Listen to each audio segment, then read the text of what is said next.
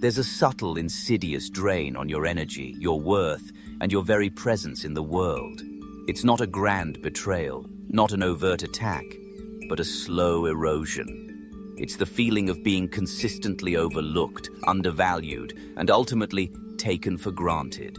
You pour your effort, your insights, your loyalty into relationships, projects, and even casual interactions, only to find your contributions absorbed without acknowledgement, your boundaries casually breached, and your needs consistently relegated to the bottom of the priority list. You find yourself constantly giving, constantly accommodating, and yet the scales never balance. The conventional wisdom tells you to be more assertive, to communicate your needs, to set clearer boundaries. But you've tried that, haven't you? And often it feels like shouting into a void, or worse, being labeled as difficult, demanding, or ungrateful. But to Machiavelli, this isn't a communication problem, it's a power problem. The moment you are taken for granted, you have, however inadvertently, ceded control. You've allowed your value to be defined by others' convenience, your influence to be diluted by their assumptions. The brutal law Machiavelli understood is this: respect is not given, it is commanded. Influence is not earned through tireless effort alone, it is seized through strategic positioning. The world, in its rawest form, is a stage of perpetual negotiation, and if you are not negotiating for your own value, you are, by default, negotiating against it.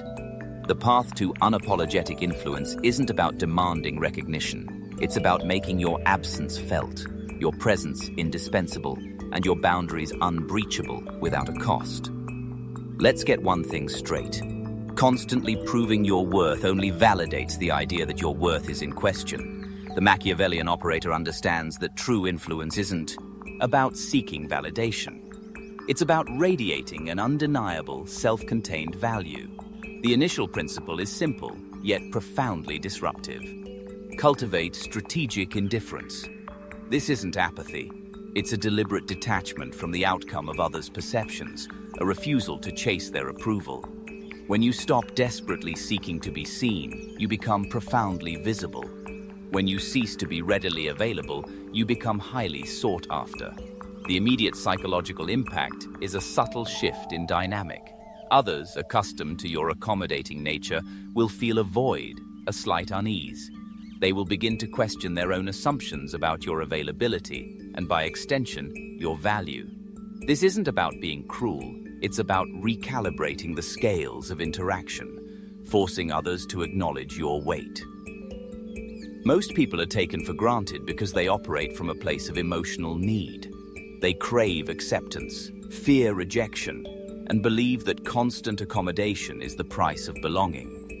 But this belief comes from a place of emotional weakness, not strategic foresight. You don't want to be liked, you want to be respected. Liking is for friends, respect is for power. The psychological underpinning of strategic indifference lies in understanding human nature's inherent tendency to value what is scarce and to take for granted what is abundant. When you are always available, always agreeable, always the one to pick up the slack, you become a resource, not a force. Your value diminishes in their eyes, not because you are less capable, but because you are perceived as limitless. By withdrawing your emotional investment in their perception, you create scarcity, and scarcity breeds value. You force them to confront the reality of your absence, to feel the weight of what they stand to lose. Let's apply this. You're in a group setting and someone consistently interrupts you or dismisses your ideas. The conventional response is to speak louder, to reassert yourself. The Machiavellian tactic, the silent pause. When interrupted, simply stop speaking. Don't fight for airtime. Let the silence hang, heavy and uncomfortable. Maintain eye contact, but offer no verbal cue. The interrupter will inevitably falter, feeling the weight of their own transgression. In casual interactions, if someone consistently asks for favors without reciprocating or makes plans that always revolve around their convenience, the tactic is the gentle decline. Instead of a lengthy explanation or an apologetic excuse, simply state, "I won't be able to make it work this time." No further explanation. No apology. This forces them to confront your boundaries and subtly to value your time more. Observe the immediate, observable shift, a moment of surprise, perhaps a slight re-evaluation of their own expectations. This is the first step in reclaiming your influence. Now let's delve into the more refined, often unsettling maneuvers of unapologetic influence. These are not for the faint of heart, but for those truly committed to mastering the game. The first is the strategic ambiguity. When confronted with a direct question designed to box you in, or an accusation intended to force a defense, resist the urge to clarify. Instead, offer a response that is technically true, but open to multiple interpretations. For example, if someone asks, "Are you trying to manipulate me?" instead of denying it, which validates the premise, you might calmly reply, "My actions speak for themselves," or, "That's an interesting interpretation." This doesn't confirm, but it doesn't deny either, leaving the accuser in a state of cognitive dissonance. Their mind, desperate for resolution, will often fill the void with their own anxieties, turning their weapon back on themselves. The psychological mechanism here is simple. The human mind abhors a vacuum. When you refuse to provide the expected narrative, they will construct their own, often more damaging to themselves than any direct confrontation could be. This is a judo throw of the mind, using their own momentum against them. The second elite move is the calculated withdrawal. This goes beyond mere indifference. This is the deliberate, temporary removal of your presence, your resources, or your attention from a situation where you are being taken for granted. This is not a tantrum. It is a strategic retreat designed to highlight your indispensable value. Imagine a team project where your contributions are consistently downplayed. Instead of fighting for recognition, subtly reduce your input. Not to the point of dereliction, but enough for your absence to be felt. Let the gaps appear. Let the inefficiencies surface. When the inevitable questions arise, your response is calm, factual, and devoid of emotion. I've been focusing my efforts elsewhere, where they seem to be more appreciated. This forces a re-evaluation of your worth, not through argument, but through tangible consequence. The psychological impact is profound. People rarely appreciate what they have until they fear losing it. This move creates that fear, not through threat, but through demonstration. Let's apply these principles to more complex, real-world contexts. In a business negotiation, where the other party is consistently pushing for more concessions, taking your flexibility for granted, employ the unwavering anchor. State your non-negotiables clearly, once, and then refuse to engage in further debate on those points. When they push, simply reiterate your anchor. My position on this is firm. This is the best I can offer. Your calm repetition, devoid of emotional investment, communicates an unshakable resolve. They will eventually realize that their tactics are yielding no fruit, and their energy is better spent elsewhere. This shifts the dynamic from a battle of wills to a recognition of an immovable object. In romantic or personal relationships, where a partner or friend consistently prioritizes their needs over yours, taking your understanding and patience for granted, the tactic is the mirror of consequence. Instead of complaining or pleading, allow the natural consequences of their actions to unfold without rescuing them. If they consistently arrive late, let them miss the movie. If they fail to contribute to shared responsibilities, let the discomfort of the undone task fall squarely on them. Your role is not to punish, but to allow reality to be their teacher. When they inevitably face the discomfort, your calm observation, devoid of judgment, forces them to connect their actions to the outcome. I noticed you missed the beginning of the film. It seems the dishes are still waiting. This is not passive aggression. It is the strategic removal of your protective buffer, forcing them to confront the direct impact of their choices. This fosters accountability, not resentment. Now you might be thinking, won't this make me seem cold, manipulative? The world teaches you to be agreeable, to be a team player, to prioritize harmony. But Machiavelli saw the trap. He knew that the moment you prioritize being liked over being respected, you become a pawn in someone else's game. This isn't about being cruel. It's about being effective. It's about understanding that influence is a zero-sum game, and if you're not actively claiming your share, someone else is claiming it from you.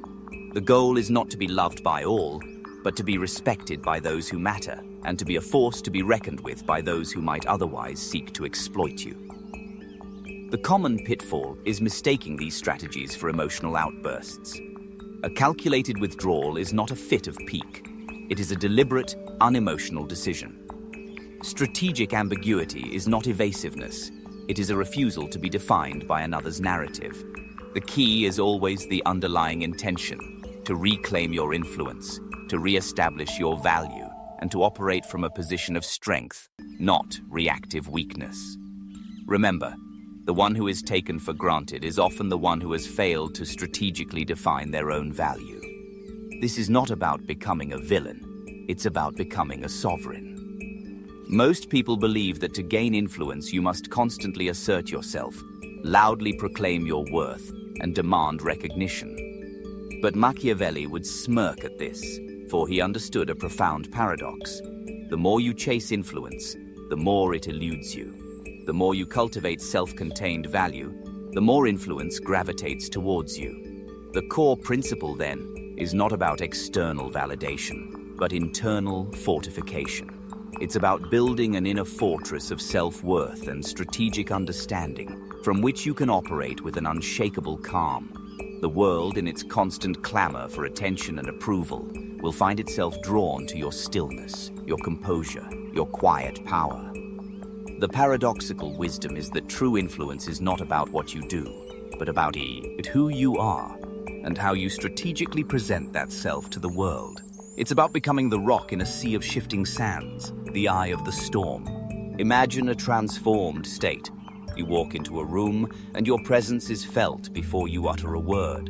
Not because you demand attention, but because you radiate an aura of self-possession, of quiet authority. Accusations, slights, and attempts to diminish you simply bounce off, unable to find purchase. You no longer feel the need to defend, to explain, to justify. Your boundaries are not walls you constantly erect, but invisible force fields that others instinctively respect. You command respect effortlessly, not through force, but through the sheer weight of your presence. This power comes not from external battles, but from internal shifts. A profound understanding of human psychology, a mastery of strategic indifference, and an unwavering commitment to your own value.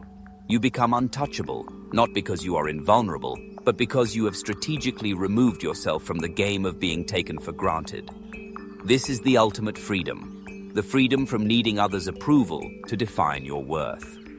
Machiavelli didn't care about being liked. He cared about being effective. He understood that the one who masters the art of unapologetic influence is always in control of their own narrative, their own value, and ultimately, their own destiny. This transformation doesn't happen overnight. It's a journey, a continuous refinement of your strategic mind. It requires observation, practice, and a willingness to embrace uncomfortable truths.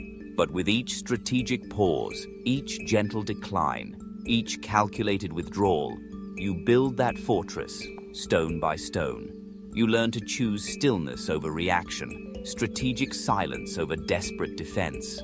The path to unapologetic influence is not about becoming someone else. It's about becoming the most potent, self-possessed version of yourself.